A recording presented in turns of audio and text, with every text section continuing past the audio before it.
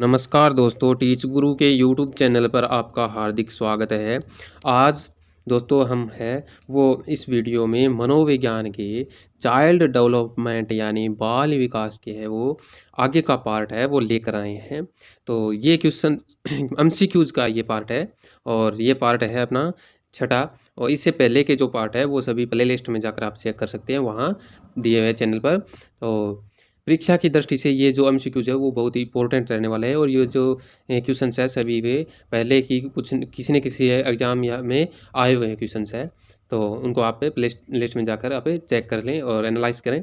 तो चलिए दोस्तों, आज की वीडियो है वो स्टार्ट करते हैं और वीडियो को आप अंत तक देखिएगा और चैनल पर अगर पहली बार है तो चैनल को सब्सक्राइब करके बेल आइकन को प्रेस कर लीजिए ताकि जो भी नई आगे आने वाली वीडियोज़ है वो आपको सबसे पहले मिल सके। तो चलिए दोस्तों, चलते हैं हम अपने ला जो कल का जो पहले का लास्ट वीडियो का जो क्वेश्चन छोड़ा था वो कर लेते हैं। इसका आंसर क्या रहेगा कि मानसिक स्वास्थ्य का लक्षण नहीं है। क्या बोला है क्वेश्चन कि मानसिक स्वास्थ्य का लक्षण नहीं है। तो इसका सही आंसर क्या था दोस्तों? पहला ऑप्शन सहनशीलता, दूसरा सामंजस्य की योग्यता, तीसरा आत्मविश्वास और चौथा अपरिपक्वता। तो मानसिक स्वास्थ्य, सहनशीलता मानसिक स्वास्थ्य के रूप में है, सामंजस्य मानसिक स्वास्थ्य में और आत्मविश्वास मानसिक स्वास्थ्य के लिए के लक्षण है, लेकिन इसमें अपरिपक्वता है, ये मानसिक स्वास्थ्य का लक्षण नहीं है। ठीक है दोस्तों, इसका चौथा ऑप्शन सही था। चलते हैं नेक्स्ट क्वेश्चन पर। इस वीडियो का पहला क्वेश्चन है कि निम्नलिखित में से कौन सा मानसिक रूप से स्वस्थ व्यक्ति का लक्षण है। कि ये जो चार ऑप्शन दिए, पहला सहनशीलता, दूसरा आत्मविश्वास, तीसरा संवेगात्मक परिपक्वता, चौथा ये सभी। तो इन चारों में से या ये चारों ही में से कौन सा मानसिक रूप है वो मानसिक रूप से स्वस्थ व्यक्ति का लक्षण है। तो सहनशीलता मानसिक रूप से स्वस्थ होगा तो इसमें सहनशीलता होगी, आत्मविश्वास भी होगा और उसमें आत्म परिपक्वता भी होगी। तो इसका सही आंसर क्या रहेगा दोस्तों? ये सभी ऑप्शन है वो एक मानसिक रूप से स्वस्थ व्यक्ति के लक्षण है। चलते हैं नेक्स्ट क्वेश्चन पर। नेक्स्ट क्वेश्चन है दोस्तों कि निम्नलिखित में से कौन सा अमूर्त स्थायी भाव है। निम्नलिखित में से कौन सा अमूर्त स्थायी भाव है। तो इसका सही आंसर क्या रहेगा? पहला दिया है आदर, दूसरा दिया है निवास स्थान, तीसरा पशु, चौथा क्रोध और इसका सही आंसर क्या रहेगा?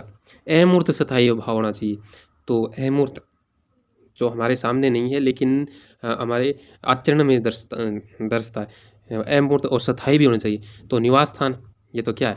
निवास स्थान तो मूर्त है, ठीक है, पशु भी मूर्त है। क्रोध तो कभी आता है, कभी कभार आता है, तो अस्थायी है ये तो। लेकिन स्थायी अमूर्त भाव कौन सा है? आदर। तो इसका सही आंसर क्या रहेगा? आदर है वो स्थायी अमूर्त भाव है। चलते हैं नेक्स्ट क्वेश्चन पर। नेक्स्ट है कि किशोर अवस्था में मानसिक या बौद्धिक विकास होता है। किशोर अवस्था है उसमें मानसिक या बौद्धिक विकास है वो कैसा होता है? पहला दिया बहुत शीघ्रता से एवं बहुत अधिक मात्रा में, दूसरा है अधिक मात्रा में लेकिन धीरे धीरे, तीसरा बहुत कम मात्रा में लेकिन शीघ्रता से, चौथा है अधिक तेजी से एवं कम मात्रा में। तो किशोर अवस्था में आपको बताया था कि मानसिक या बौद्धिक विकास है वो सबसे तीव्र होता है और तीव्र होगा तो सबसे ज़्यादा भी होगा। तो इसका सही आंसर क्या रहेगा? फर्स्ट ऑप्शन है वो सही है इसका, बहुत शीघ्रता से एवं बहुत अधिक मात्रा में। चलते हैं दोस्तों नेक्स्ट क्वेश्चन पर। नेक्स्ट है कि किस अवस्था में बालक में परामर्श शिक्षण अत्यंत सक्रिय होता है। कौन सी अवस्था है जिसमें बालक में परामर्श शिक्षण है वो अत्यंत सक्रिय होता है? तो यहाँ पहला ऑप्शन दिया है बाल्यावस्था, दूसरा किशोरावस्था, तीसरा उत्तर बाल्यावस्था और चौथा पूर्व बाल्यावस्था। तो परामर्श शिक्षण अत्यंत सक्रिय किस में होता है? यानी इसमें बुद्धि का भी सबसे अधिक विकास होता है, वो कौन सी अवस्था है? किशोरावस्था। तो यहाँ पर क्या आएगा? सेकंड ऑप्शन किशोरावस्था। परामर्श शिक्षण अत्यंत सक्रिय किस में होता है? किशोरावस्था में। चलते हैं नेक्स्ट क्वेश्चन। नेक्स्ट है कि स्व प्रत्यय विकसित होता है। स्व प्रत्यय विकसित होता है किससे होता है स्व प्रत्यय सबसे ज़्यादा विकसित? पहला है स्वधारणा से, दूसरा लोगों की धारणा से, तीसरा स्वधारणा एवं लोगों की धारणा से और चौथा है बुद्धि से। तो पहले तो ये देखते हैं हमें कि स्व प्रत्यय होता क्या है। स्व प्रत्यय होता है दोस्तों स्वयं के बारे में धारणा या फिर स्वयं के बारे में विचार या फिर स्वयं के बारे में दृष्टिकोण या फिर प्रत्यक्षीकरण यानी स्वयं के बारे में ही ये धारणा या विचार होता है, वो स्वप्रत्यय विकसित यानी स्वयं प्रत्यय होता है। तो वो स्वयं प्रत्यय स्वयं के बारे में धारणा है, वो विकसित कैसे होती है? तो एक तो स्वयं की धारणा से भी होती है, लोगों की धारणा से भी क्या है, स्वयं प्रत्यय विकसित होता है। तो तीसरे ऑप्शन में दोनों दिए, तो दोनों ही इसके सही है कि स्वयं धारणा तथा लोगों की धारणा से क्या है, स्वयं प्रत्यय विकसित होता है, बुद्धि से नहीं। तो चलते हैं नेक्स्ट क्वेश्चन पर। नेक्स्ट है कि निम्नलिखित में से कौन सी योग्यता संवेदनात्मक बुद्धि के एबिलिटी मॉडल क्षमता मॉडल से संबंधित है? निम्नलिखित में से कौन सी विशेषता है वो कौन सी योग्यता है वो संवेगात्मक बुद्धि के एबिलिटी मॉडल से संबंधित है? तो पहला ऑप्शन दिया है संवेगों की आत्म अवधारणा, दूसरा दिया है संवेगों का प्रत्यक्षीकरण, तीसरा है संवेगों का प्रयोग और चौथा है संवेगों को समझना।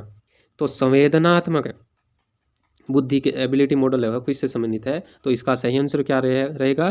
पहला ही ऑप्शन है वो सही रहेगा इसका, पहला संवेगों की आत्म अवधारणा। संवेगों की आत्म अवधारणा यानी संवेग है वो स्वयं के बारे में क्या अवधारणा है संवेगों की, ठीक है, यानी संवेगों की आत्म अवधारणा है वो एबिलिटी मॉडल से संबंधित है, संवेगात्मक बुद्धि के।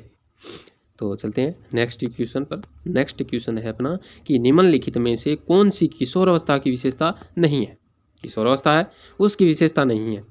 पहला दिया है खोखली मित्रता, दूसरा है विद्रोह की भावना, तीसरा है रुचियों में परिवर्तन, चौथा है समूह को महत्व। तो किशोरावस्था है उसमें आपने देखा होगा कि किशोर है वो बहुत ही घनिष्ठ मित्रता रखते हैं और उनमें किसी भी कोई सामाजिक कुरीतियाँ है या फिर कोई पढ़ा लिखा है तो वो सामाजिक कुरीतियों के विरोध में क्या करेगा, विरोधी भावना होगी इसमें, या दूसरों के प्रति विद्रोह की भावना भी उसमें जागृत होती है। और रुचियों में परिवर्तन, और पहले रुचि उस बाल्यावस्था में कुछ भी है और किशोरावस्था में आकर उसकी रुचियाँ बदल जाती है, रुचियों में परिवर्तन होता रहता है। और समूह को महत्व, हाँ किशोरावस्था में क्या है समूह को महत्व दिया जाता है, लेकिन खोखली मित्रता नहीं होती है। बाल्यावस्था में तो क्या होता है, बाल्यावस्था में जैसे कक्षा में कोई बालक है वो अपने मित्र से अगर उसको पेंसिल नहीं दी, उसके मित्र बोल रहा है कि ये मेरा मित्र है और बोलता है और उसने पेंसिल या कुछ नहीं दिया उसको, तो वो क्या बोलेगा, तू मेरा मित्र नहीं है। और अगर किसी ने उसको पेंसिल या पेन कुछ दे दिया या उसकी सहायता कर दी कुछ भी, तो वो क्या बोलेगा, तू मेरा बेस्ट फ्रेंड है, बेस्ट मित्र है। तो वो क्या है, बाल्यावस्था का काल है, उसमें खोखली मित्रता होती है, ठीक है। तो किशोरावस्था में क्या है, घनिष्ठ मित्रता होती है लेकिन खोखली मित्रता नहीं है, तो इसकी विशेषता ये नहीं है। चलते हैं नेक्स्ट क्वेश्चन पर। नेक्स्ट है कि निम्न में से कौन सी विशेषता मानसिक विकास की ठोस सक्रिय अवस्था नहीं है? मानसिक विकास की ठोस सक्रिय अवस्था नहीं है। तो पहला दिया है वस्तुनिष्ठता, दूसरा दिया है तर्कणा, तीसरा वर्गीकरण, चौथा संप्रत्यय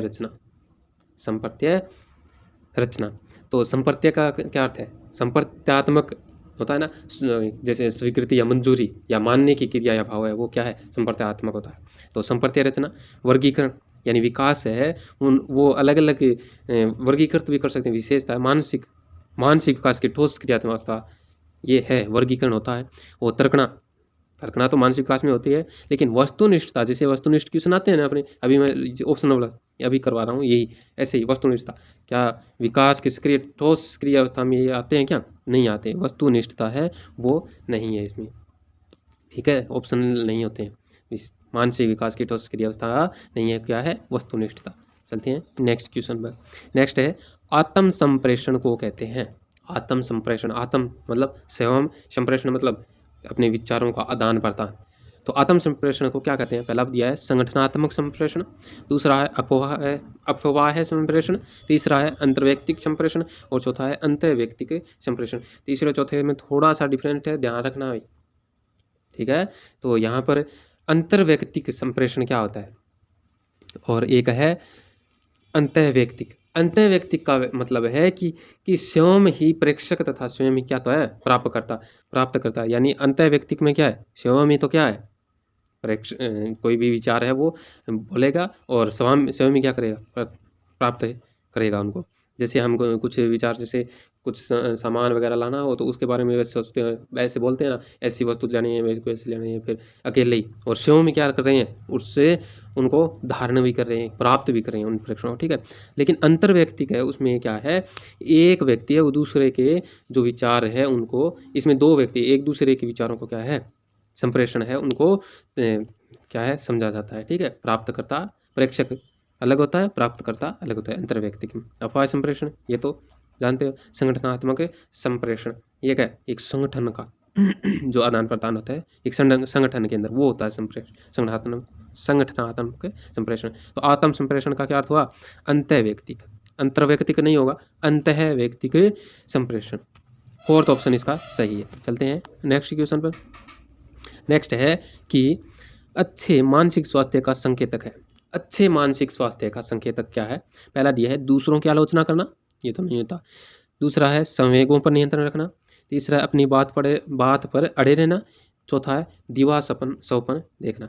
तो दिवा सपन है वो तो अच्छे मानसिक स्वास्थ्य का संकेत है, नहीं होता है। और अपनी बात पर अड़े रहना ये तो मानसिक स्वास्थ्य का संकेतक नहीं है। और दूसरों की आलोचना करना ये भी नहीं है। तो इसका सही ऑप्शन क्या रहेगा, सेकंड ऑप्शन, संवेगों पर नियंत्रण रखना। अपने जो संवेग है, जैसे क्रोध है, भय है, या फिर जैसे और भी बहुत 14 संवेग थे, 14 मूल प्रवृत्तियों के साथ संवेग भी दिए हैं तो मैकडोगल द्वारा। तो वो है संवेगों पर नियंत्रण रखना। क्या आएगा इसका सही आंसर? अच्छे मानसिक स्वास्थ्य के संकेतक है संवेगों पर नियंत्रण। चलते हैं नेक्स्ट क्वेश्चन पर। नेक्स्ट है कि मानसिक स्वास्थ्य विज्ञान का अभिप्राय मानसिक स्वास्थ्य के नियमों की खोज करना और उसके संरक्षण के लिए उपाय करना अथवा बतलाना है। यह परिभाषा दी गई, किसके द्वारा दी गई है? क्या है, मानसिक परिभाषा जब तब भी याद होगी आपको जब आप इसको कीवर्ड्स है वो पकड़ जाओगे कि ऐसा ये कीवर्ड्स ऐसे आएंगे तो इसका ये वैज्ञानिक होगा। ठीक है, तो मानसिक स्वास्थ्य विज्ञान का अभिप्राय है मानसिक स्वास्थ्य के नियमों की खोज करना और उसके संरक्षण के लिए उपाय करना अथवा बतलाना है। तो ऐसी परिभाषा किसने दी थी? ये परिभाषा दी हुई है ड्रेवर द्वारा। ठीक है, ड्रेवर द्वारा मानसिक स्वास्थ्य विज्ञान का अभिप्राय मानसिक स्वास्थ्य के नियमों की खोज कर रहा है और संरक्षण कर रहा है ड्राइवर। ठीक है, चलते हैं नेक्स्ट क्वेश्चन पर। नेक्स्ट है कि दो बालकों में समान मानसिक योग्यता नहीं है। यह कथन किसका है? दो बालकों में समान मानसिक योग्यता नहीं है, ये कथन किसका है? तो ये कथन है वो हरलोक का है दोस्तों। दो बालकों में समान मानसिक योग्यता नहीं है, ये क्वेश्चन बहुत बार आया है, फर्स्ट ग्रेड का क्वेश्चन है ये। दो बालकों में समान मानसिक योग्यता नहीं है, यह कथन किसका है? हरलोक का है। चलते हैं नेक्स्ट क्वेश्चन पर। नेक्स्ट है कि मानसिक स्वास्थ्य के संपत्ति की पूर्ण जानकारी एक शिक्षक को योग्य बनाती है। मानसिक स्वास्थ्य के संपत्ति की संपूर्ण या पूर्ण जानकारी एक शिक्षक को योग्य बनाती है। तो इसका सही ऑप्शन क्या रहेगा? पहला दिया है अन्य विद्यार्थियों से अंतःक्रिया में। दूसरा है उपयुक्त शिक्षण व्यूहरचना चयन में। तीसरा है विद्यार्थियों के अवांछित व्यवहार में गहन सूझ विकसित करने में। और तीसरा है विषय वस्तु के संपत्ति स्पष्टीकरण में। तो मानसिक स्वास्थ्य के संपत्ति की पूर्ण जानकारी अगर किसी शिक्षक को है तो वो एक शिक्षक को किसके योग्य बनाती है? तो वो योग्य बनाती है विद्यार्थियों के अवांछित व्यवहार है ना, उसमें गहन सूझ विकसित करने में। जो विद्यार्थियों के अवांछनीय व्यवहार कर रहा है विद्यार्थी, तो उसमें गहन सूझ विकसित करने के लिए क्या है, ये योग्य बनाती है शिक्षक को। तो इसका सही ऑप्शन क्या रहेगा? थर्ड ऑप्शन है वो सही रहेगा। चलते हैं नेक्स्ट क्वेश्चन पर। नेक्स्ट है कि कौन सा कथन दिवा सौपन के संदर्भ में सही नहीं है? कौन सा कथन दिवा सौपन के संदर्भ में सही नहीं है? कौन सा सही नहीं है? पहला बोला है दिवा सौपन अपने सामान्य रूप में किशोरों के लिए लाभदायक है। दूसरा है यह कहानियाँ और कविताएं लिखने में मदद करता है। तीसरा है ये कभी कभी रचनात्मक कार्य में परिणित हो जाते हैं।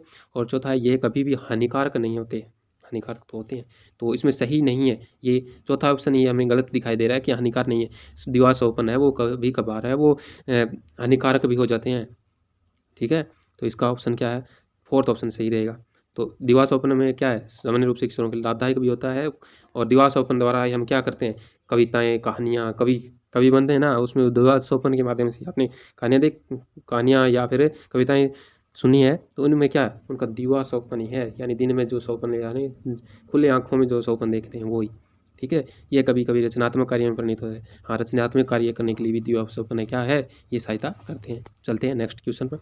नेक्स्ट है कि निम्नलिखित में से कौन सा नकारात्मक संवेग है? कौन सा नकारात्मक संवेग है? तो पहला ऑप्शन है आनंद, दूसरा चिंता, तीसरा आशा, चौथा उपलब्धि। तो इसमें पॉजिटिविटी वाले कौन से है? आनंद है पॉजिटिविटी का है, लेकिन चिंता क्या है, नेगेटिविटी का है। लेकिन आशा रहना किसे पॉजिटिव सोच होती है, पॉजिटिव।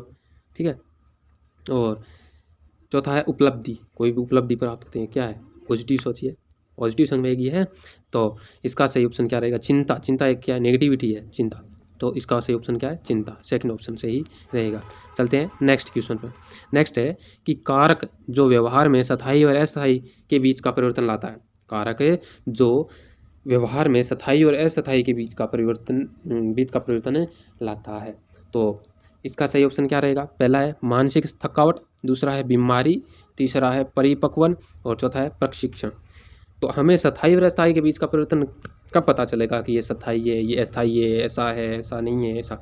तो मानसिक थकावट से तो ऐसा नहीं हो सकता, बीमारी है तो उससे तो पता ही नहीं लगा सकते हम बीमारी के द्वारा, और परिपक्वन से तो ये थोड़ा ना है कि परिपक्वन हो गया, परिपक्वता अवस्था आ गई और हम स्थायी अस्थायी के बीच का परिवर्तन जानने लगे, ऐसा तो कभी नहीं होता। तो प्रशिक्षण मतलब ट्रेनिंग किसके लिए होती है, यानी स्थायी अस्थायी के बीच का परिवर्तन, या कौन सी वस्तु क्या है क्या नहीं है, यानी किसी भी क्षेत्र में किसी भी एरिया या कोई डिपार्टमेंट है उसमें प्रशिक्षण या ट्रेनिंग द्वारा ही हमें क्या है, स्थायी अस्थायी उसके बारे में जानकारी प्राप्त होती है। ठीक है, तो प्रशिक्षण इसका सही ऑप्शन रहेगा। चलते हैं नेक्स्ट क्वेश्चन पर। नेक्स्ट है प्रतिरक्षा प्रक्रिया है। प्रतिरक्षा प्रक्रिया है, पहला ऑप्शन दिया है उत्तरदायित्वों का स्थानांतरण, दूसरा है सचेतन व्यवहार, तीसरा है प्रतिरक्षा विवाद का साधन, चौथा है व्यक्तित्व का रक्षा कवच। तो प्रतिरक्षा प्रक्रिया क्या होती है, यानी स्वयं की वह है वो क्या करना, रक्षा कराना, क्या है, उत्तरदायित्वों का स्थानांतरण, ये नहीं होता है। सचेतन व्यवहार, ये भी प्रतिरक्षा प्रक्रिया नहीं है। प्रतिरक्षा विवाद का साधन नहीं है। तो इसका ऑप्शन सही क्या रहेगा, व्यक्तित्व का रक्षा कवच, यानी प्रतिरक्षा प्रक्रिया है वो क्या करती है, व्यक्ति को एक रक्षा कवच के रूप में व्यवस्था प्राप्त करती है। व्यक्तित्व का रक्षा कवच के रूप में ये क्या है, प्रतिरक्षा प्रक्रिया होती है। ठीक है, चलते हैं नेक्स्ट क्वेश्चन पर। नेक्स्ट है कि अगर छोटे बालक ने अपनी रोटी पानी में गिरा दी है तो दूसरा छोटा बालक उसे रोटी देने के पक्ष में नहीं होगा, लेकिन एक किशोर उस बालक की छोटी आयु को ध्यान में रखकर दूसरी रोटी देने को सहमत हो जाएगा। यह किशोर के कौन से गुण को दर्शाता है, ये किशोर है उसके कौन से गुण को दर्शाता है, यानी किशोर देख रहा है एक छोटा बालक है वो अपनी रोटी पानी में गिरा दी और उसके साथ में एक छोटा और बालक है, वो क्या करता है, उसको रोटी नहीं देता है, लेकिन एक बड़ा किशोर है वो क्या करता है, उसको रोटी देने में क्या है, दूसरी रोटी देने में सहमत हो जाता है। तो यह किशोर की कौन सी अवस्था को, कौन से गुण को दर्शा रहा है, पहला है अच्छा व्यवहार, दूसरा दयालुता, तीसरा नैतिक विकास, चौथा करुणा। वैसे तो सभी ये सही दिखाई दे रहे हैं, लेकिन उसमें एक साइकोलॉजी के हिसाब से कौन सा सही है ऑप्शन, तो नैतिक विकास जब ऐसा किसमें होता है, यानी किशोर है वो सोचता है कि हाँ ये तो नहीं दे रहा लेकिन हमें तो देना चाहिए कि हाँ इसने गलती से गिर गई होगी रोटी, तो ऐसा सोचकर वो क्या करता है, नैतिकता का व्यवहार करते हुए नैतिक विकास उसमें होता है किशोरों में हो जाता है। तो वो क्या है, नैतिक विकास के आधार पर है वो क्या करता है, उसको रोटी देता है। तो किशोर की कौन सी नैतिक विकास के गुण को यह दर्शाता है, थर्ड ऑप्शन सही है। चलते हैं नेक्स्ट क्वेश्चन पर। नेक्स्ट है परिवार बच्चे को शिक्षा प्रदान करता है। परिवार बच्चे को शिक्षा प्रदान करता है औपचारिक रूप से, अनौपचारिक रूप से, प्रयत्न सहित, नियमित रूप से।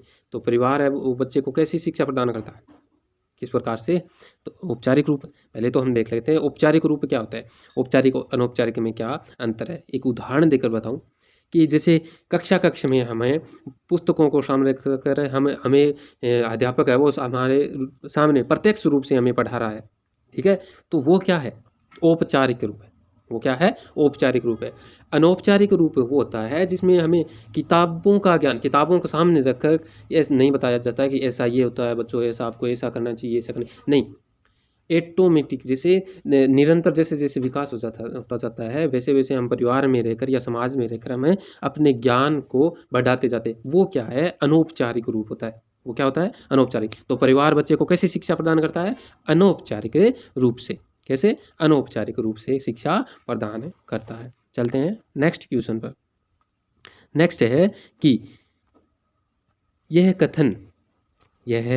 कथन की उत्तेजक प्रतिमान जो एक प्रतिक्रिया के समय क्रियाशील है, यदि ये दोबारा होगा तो उस प्रतिक्रिया को उत्पादित करने की प्रवृत्ति रखेगा। निम्न में से किस सीखने के सिद्धांत को इंगित करता है?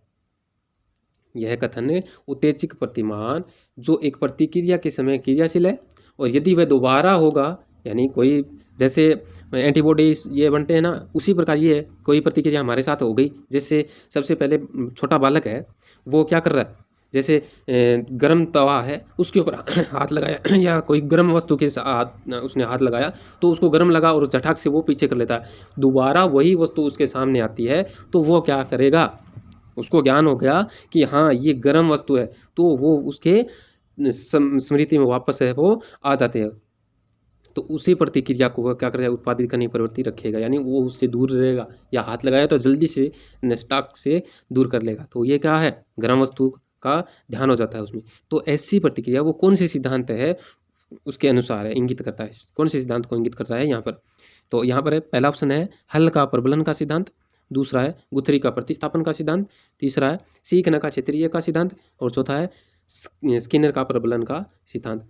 तो यहाँ पर प्रतिस्थापन हुआ है ना, यानी एक वस्तु गर्म थी, उसको बच्चे ने हाथ लगाया तो वो दूसरी गर्म वस्तु है कोई और, या दोबारा वही होता है तो वो है उसका हाथ नहीं लगाएगा, उसको पता चल गया कि हाँ ये गर्म है, ऐसी पोजीशन थी तो ये गर्म है तो इसका हाथ नहीं लगा। तो उसका उस प्रवृत्ति का क्या है, दूसरी जगह क्या है, प्रतिस्थापन हुआ है। तो ये गुथरी का प्रतिस्थापन का सिद्धांत रहेगा, गुथरी ने ये सिद्धांत बताया था। ठीक है, गुथरी ने प्रतिस्थापन का सिद्धांत बताया है। चलते हैं नेक्स्ट क्वेश्चन पर। समझ में आ रहा है तो वीडियो को लाइक करिए, शेयर करिए अपने दोस्तों को जिनको इसकी रिक्वायर है। क्वेश्चन है आशुबेल के अनुसार किस प्रकार के सीखने में समस्या का समाधान निहित होता है? आशुबेल के अनुसार किस प्रकार के सीखने में समस्या का समाधान निहित होता है? तो रटकर सीखना, अर्थपूर्ण सीखना, तीसरा खोजपूर्ण सीखना, चौथा है निरंतर सीखना। तो आशुबेल उन्होंने बताया है कि अगर समस्या का समाधान होगा, सीखने में समस्या का समाधान कब होगा, रट कर तो हम समस्या का समाधान नहीं कर सकते। एक अर्थपूर्ण है, कोई दिया हुआ है, कोई मतलब कोई टॉपिक दिया है वो उसको हम अर्थपूर्ण सीख रहे हैं तो उसमें तो समस्या का समाधान कम मात्रा में होगा। और खोजपूर्ण, अगर हम स्वयं कुछ खोजबीन कर रहे हैं और उस अनुसार हम सीख रहे हैं तो उसमें समस्या का समाधान है वो सबसे ज़्यादा होगा, यानी उसमें समस्या का समाधान है वो निहित होता है। तो और निरंतर सीखना ये भी इसका सही नहीं है, तो थर्ड ऑप्शन है वो इसका सही रहेगा, खोजपूर्ण सीखना। चलते हैं दोस्तों नेक्स्ट क्वेश्चन पर। नेक्स्ट है अभिकर्मित अनुदेशन के प्रकार है, अभिकर्मित अनुदेशन के प्रकार है। अब पहले तो ये देख लो कि अभिकर्मित अनुदेशन होता क्या है। अभिकर्मित अनुदेशन होता है दोस्तों कि किसी अधिगम सामग्री है उसको कर्मिक पदों की श्रृंखला में क्या करना, व्यवस्थित करने की प्रक्रिया क्या कहलाती है अभिकर्मित अनुदेशन। ये अभिकर्मित अनुदेशन क्या होता है, दोबारा बताऊं कि अधिगम सामग्री को कर्मिक पदों की श्रृंखला में व्यवस्थित करने की प्रक्रिया क्या है, अभिकर्मित अनुदेशन है। तो के प्रकार कौन कौन से है? पहला बोला है रेखीय, दूसरा शाखीय, तीसरा मैथेटिक्स और चौथा दिया है उपयुक्त या उक्त सभी। तो अभिकर्मित अनुदेशन की प्रणाली थी एक, अगर आपने कहीं पढ़ी हो तो उसमें ये तीनों ही थे। रेखीय था, यानी कोई घर बैठा बालक है वो पढ़ रहा है तो रेखीय रूप में, फिर शाखीय मैथेटिक्स के रूप में। तो चारों ये क्या रहेंगे, ऑप्शन सही रहेंगे। रेखीय ये किसने दिया था, स्किनर।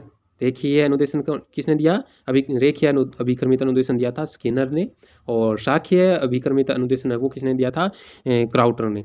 ठीक है, और तीसरा मैथेटिक्स से अभिकर्मित अनुदेशन है वो किसने दिया था, गिलबर्ट ने। ठीक है, चलते हैं नेक्स्ट क्वेश्चन पर। नेक्स्ट क्वेश्चन है कि मनोवैज्ञानिकों के कौन से समूह ने महसूस करने योग्य तथा मापने योग्य व्यवहार पर अपना ध्यान केंद्रित किया? महसूस करने योग्य और मापने योग्य व्यवहार पर अपना ध्यान केंद्रित किया। तो पहला है व्यवहारवादी, दूसरा है संरचनावादी, तीसरा है प्रकार्यवादी, चौथा है समग्रवादी। गेस्टाल्टवादी थे ना, समग्रवादी। तो यहाँ पर इसका सही ऑप्शन रहने वाला है महसूस कर सकते हैं और उसको मापने योग्य भी व्यवहार भी है। तो व्यवहारवादी थे, उन्होंने व्यवहार को ही हम क्या कर सकते हैं, महसूस कर सकते हैं कि ऐसा व्यवहार हो सकता है। आप ऐसे डिनोट तो नहीं कर सकते कि हाँ ये चीज़ है, व्यवहार ये है, ऐसा तो नहीं बताया, महसूस कर सकते हैं व्यवहार को। तो यहाँ क्या आएगा, फर्स्ट ऑप्शन है वो ही इसका सही रहेगा, व्यवहारवादी। ठीक है दोस्तों, चलते हैं नेक्स्ट क्वेश्चन पर। नेक्स्ट है कि स्मृति स्तर के शिक्षण का कौन सा उद्देश्य नहीं है? स्मृति स्तर के शिक्षण का कौन सा उद्देश्य नहीं है? पहला है मानसिक पशुओं का प्रशिक्षण, सॉरी यहाँ पर पशुओं नहीं आएगा, मानसिक पक्षों का आएगा, सॉरी दोस्तों यहाँ पक्षों का, पक्षों, मानसिक पक्षों का प्रशिक्षण, तथ्यों का ज्ञान, तीसरा है अर्थ का प्रत्यक्षीकरण करना और एवं विचारों को समझना, और चौथा है ज्ञान का पुनः स्मृति तथा पुनः प्रस्तुतिकरण करना। तो यहाँ पर स्मृति स्तर के शिक्षण का कौन सा उद्देश्य नहीं है ऐसा बोला इसने, तो इसका सही ऑप्शन क्या रहेगा? पहला है मानसिक पक्षों का प्रशिक्षण, सही है। दूसरा तथ्यों का ज्ञान देना, सही है। तीसरा अर्थ का प्रत्यक्षीकरण करना एवं विचारों को समझना, अर्थ का प्रत्यक्षीकरण करना एवं विचारों को समझना, स्मृति स्तर के शिक्षण, तो इसका ऑप्शन यही गलत है, उद्देश्य ये नहीं है। और ज्ञान का पुनः स्मृति एवं पुनः प्रस्तुतिकरण करना, ये भी इसका सही ऑप्शन है। तो अर्थ का प्रत्यक्षीकरण करना एवं विचारों को समझना, ये क्या है? स्मृति शिक्षण, स्मृति स्तर के शिक्षण का उद्देश्य नहीं है। चलते हैं दोस्तों नेक्स्ट क्वेश्चन पर। नेक्स्ट है जीवन भर सीखने की संकल्पना की उत्पत्ति का आधार क्या है? जीवन भर सीखने की संकल्पना की उत्पत्ति का आधार क्या है? पहला है देश में स्कूलों की कमी, दूसरा है लोगों की अधिक से अधिक सीखने की इच्छा, तीसरा देश की आवश्यकता है कि अधिक शिक्षित लोगों की संख्या हो, और चौथा है ज्ञान का गतिक विकास। तो जीवन भर सीखने की संकल्पना की उत्पत्ति का आधार क्या होता है? यानी जीवन भर सीखने का मतलब गतिक रूप से सीखना, यानी ज्ञान का गतिक विकास। विकास क्या होता है? जीवन पर्यंत होता रहता है विकास। तो यहाँ पर सही ऑप्शन क्या रहेगा? ज्ञान का गतिक विकास, ज्ञान का गतिक विकास, ये ऑप्शन इसका सही रहेगा, क्योंकि हम जीवन भर क्या करते रहते हैं? लर्निंग करते रहते हैं, ज्ञान प्राप्त करते रहते हैं। नेक्स्ट क्वेश्चन है कि अध्यापक का सबसे महत्वपूर्ण गुण निम्न से कौन सा है? अध्यापक का महत्वपूर्ण गुण कौन सा है? आपको यहाँ देखते ही पता चल जाएगा। समयबद्धता, अपने विषय में महारत तथा संचार क्षमता, चौथा सामाजिक क्षमता। तो शिक्षक या अध्यापक है उसके लिए महत्वपूर्ण गुण होता है समयबद्धता भी होती है, अपने विषय में महारत भी होती है, लेकिन उसको जो विषय है जो पढ़ा रहा है उस चीज़ को एक्सप्लेन करना, यानी जो संचार कर रहा है अपने विचारों को अगर प्रकट कर रहा है तो उन प्रकट करने को सही ढंग से करना आना चाहिए। तो इसमें क्या आएगा? थर्ड ऑप्शन सही रहेगा कि विषय में महारत तथा संचार क्षमता। संचार क्षमता का यही अर्थ है कि अपने कंटेंट को सही से प्रस्तुत करना आना चाहिए, ठीक है। तो संचार क्षमता। चलते हैं नेक्स्ट ऑप्शन पर, नेक्स्ट क्वेश्चन पर। नेक्स्ट है कि निम्नलिखित में से कौन सा मूलवर्ती संबंध संवेग से सम्मिलित नहीं है? मूलवर्ती है वो मतलब किसी संवेग से सम्मिलित नहीं है। तो पहला है पलायन भय, पलायन क्या दिया है? मूलवर्ती, भय दिया है इसका संवेग, इधर संवेदना आश्चर्य, तीसरा युद्ध प्रियता क्रोध, चौथा अप्रियता घृणा। तो मैं आपको बता दूं कि मूलवर्ती सिद्धांत है वो किसने दिया था? मैकडूगल ने दिया था। यानी संवेग के तुरंत बाद में जो क्रिया होती है वो क्या कहलाती है? मूल प्रवृत्ति कहलाती है। यानी पहले संवेग होगा, उसके जस्ट बाद में क्या होगी? मूल प्रवृत्ति। जैसे किसी बालक या किसी व्यक्ति प्रौढ़ को भी भय आया तो वो क्या करेगा? पलायन करेगा, वहाँ से दूर जाने की कोशिश करेगा। अगर जैसे क्रोध आया तो वो क्या करेगा? युद्ध करने या युत्सा की उसमें मूल प्रवृत्ति जागृत होगी। अगर वात्सल्य होगा तो उसमें क्या होगा? संतान कामना की, ठीक है। अधिकार होगा, अधिकार मूल संवेग उत्पन्न होगा तो वो क्या करेगा? मूल प्रवृत्ति उसमें क्या जागृत होगी? संग्रहण की होगी। तो ऐसे यहाँ दिया है पहला पलायन पद, पलायन भय, तो ये भी सही है। दूसरा संवेदना आश्चर्य, लेकिन आश्चर्य संवेग अगर उत्पन्न होगा तो उसमें जिज्ञासा की भावना, अगर कोई वस्तु हमने देखी अरे वाह ये क्या है, तो उसमें क्या करेंगे? हम जिज्ञासा उत्पन्न होगी, उसको आश्चर्य उत्पन्न हुआ है तो हम जिज्ञासु हो जाएंगे कि ये वस्तु ऐसे कैसे है या फिर ये कैसा है, ठीक है। तो जिज्ञासा, तो यही ऑप्शन इसका सही नहीं है दोस्तों कि आश्चर्य संवेदना आश्चर्य, मूल प्रवृत्ति संवेदना आश्चर्य संवेग। तो आश्चर्य संवेग अगर उत्पन्न होगा तो मूल प्रवृत्ति है वो जिज्ञासा उत्पन्न होगी। तीसरा है युद्ध प्रियता, यानी क्रोध उत्पन्न होगा तो युत्सा की भावना उत्पन्न होगी। घृणा होगी, जैसे कोई हम गटर के पास से निकल रहे हैं तो हमें उस गटर से मतलब दुर्गंध आ रही है तो उससे घृणा उत्पन्न है, तो अप्रियता, वहाँ से जल्दी से निकलने की कोशिश करेंगे, हम जल्दी पाँव उठाएंगे ना, अप्रियता महसूस हो रही है। अप्रियता क्या है? वहाँ मूल प्रवृत्ति उत्पन्न हुई है। चलते हैं नेक्स्ट क्वेश्चन में। नेक्स्ट है कि समस्या समाधान स्थिति के लिए संज्ञानवादी क्या मानते हैं? समस्या समाधान स्थिति के लिए संज्ञानवादी है वो क्या मानते हैं? तो पहला ऑप्शन, इसमें चिंतन प्रक्रिया होती है। दूसरा है यह प्रयास व त्रुटि पर आधारित है। तीसरा है यह पुनर्बलन पर आधारित है। चौथा है यह उद्दीपन प्रत्युत्तर अनुबंध है। तो मैं आपको बता दूं कि जो दूसरा दिया है प्रयास व त्रुटि, ये तो था थॉर्नडाइक का। प्रयास व त्रुटि का सिद्धांत किसका? थॉर्नडाइक का। बिल्ली पर प्रयोग किया था ना। बिल्ली बार बार प्रयास करिए और अगर पंजा उसका उसे लीवर पर दबा तो वो क्या है, गेट खुल जाता है और वो मछली का टुकड़ा खाने लगती है ना। वही ये प्रयास व त्रुटि का आधारित है, ये थॉर्नडाइक का। पुनर्बलन का सिद्धांत ये हल का है। और उद्दीपन प्रत्युत्तर अनुबंध किसमें? पावलोव का। लेकिन पहला चिंतन प्रक्रिया, ये संवेग के संज्ञानवादी होते हैं, वो क्या मानते हैं? ये है इसमें चिंतन प्रक्रिया होती है। किसमें? संज्ञानवाद में चिंतन प्रक्रिया। तो इसका सही ऑप्शन क्या रहेगा? चिंतन प्रक्रिया होती है। पहला ऑप्शन सही है। चलते हैं नेक्स्ट क्वेश्चन पर। नेक्स्ट है कि संज्ञानात्मक विकास की निम्नलिखित अवस्थाओं में से कौन सी अवस्था का वर्णन है ब्रूनर द्वारा नहीं किया गया है? तो इसमें पहला ऑप्शन है अधिनियम, दूसरा प्रतिभापारकता, तीसरा पराधीनता, चौथा सांकेतिकता। तो मैं आपको बता दूं कि ब्रूनर है वो क्या थे? संज्ञानवादी थे। और इन्होंने ब्रूनर ने वो संरचनात्मक सिद्धांत दिया था, संरचनावाद का सिद्धांत, या इसको बोलते हैं ब्रूनर ने जो सिद्धांत दिया वो त्रिज्य निर्मितवाद भी बोला जाता है इसको, त्रिज्य निर्मितवाद। और त्रिज्य निर्मितवाद में 3 अवस्थाएं उन्होंने बताई थी। पहली थी वो थी सक्रियता या विधि निर्माण आधारित अधिगम की अवस्था, या फिर उसको बोलते हैं अधिनियम यानी एनेक्टिव, क्या बोलते हैं? एनेक्टिव। और दूसरी थी वो दृश्य प्रतिमा, और इनएक्टिव की जो अवस्था थी वो थी 0 से 3 वर्ष तक। और दूसरा है दृश्य प्रतिमा विधि थी, या इसको प्रतिभापारकता भी बोलते हैं, या प्रतिमा आधारित अधिगम की अवस्था भी बोलते हैं। इसको इंग्लिश में बोले तो आइकॉनिक, ठीक है, आइकॉनिक बोलते हैं। और अगर इसका और भी नाम बोलें तो इसको बोलते हैं प्रतिमात्मक और अनुप्रतिमात्मक बोलते हैं, मूर्त प्रतिमात्मक भी बोलते हैं। और इसकी अवस्था कौन सी थी? 3 से 12 वर्ष थी, 3 से 12 वर्ष इसकी थी अवस्था।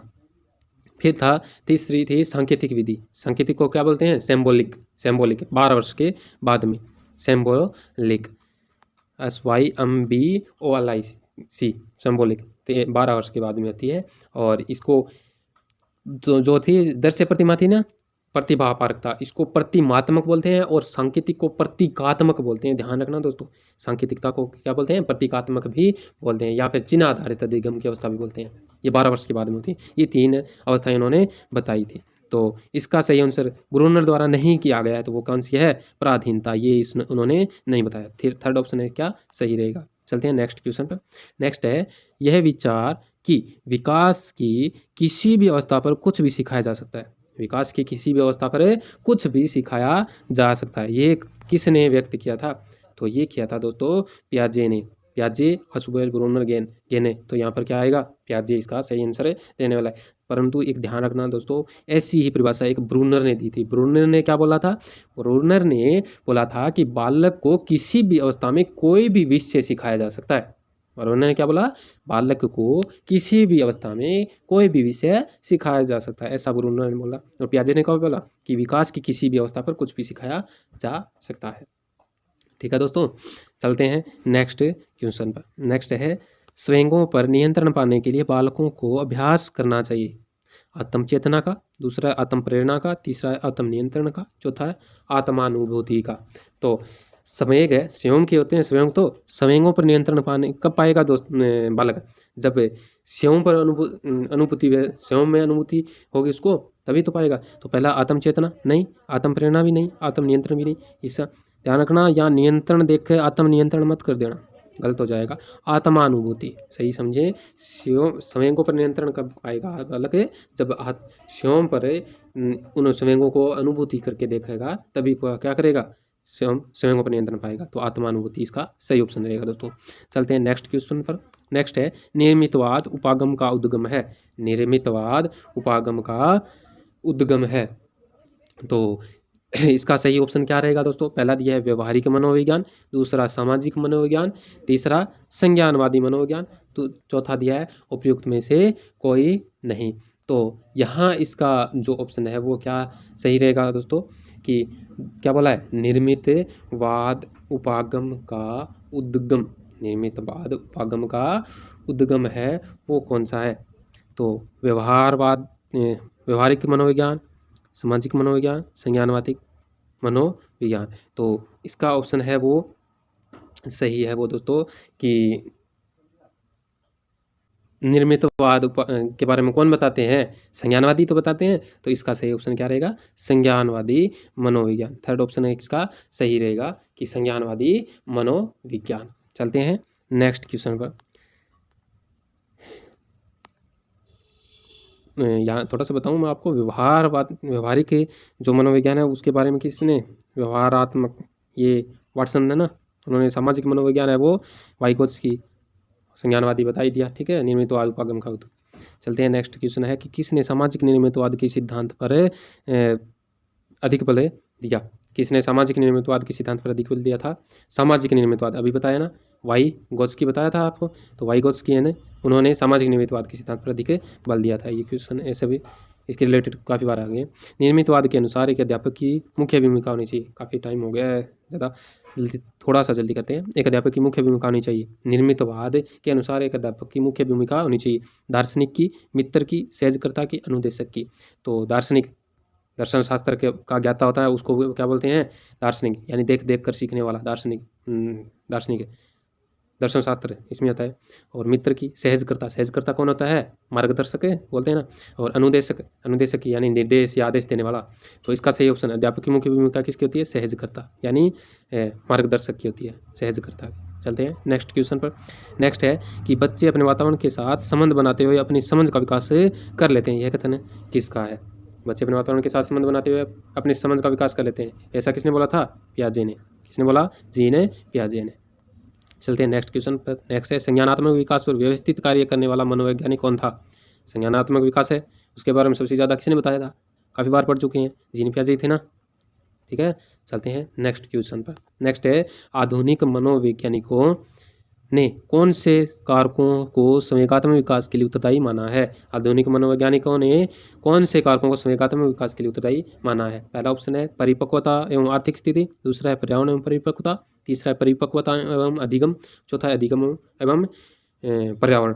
तो संवेगात्मक विकास कब होगा? जब अधिगम होगा कुछ, यानी लर्निंग भी होनी चाहिए, और संवेगात्मक तभी होगी जब वो परिपक्व हो जाए। तो इसका सही ऑप्शन क्या रहेगा? थर्ड ऑप्शन परिपक्वता एवं अधिगम।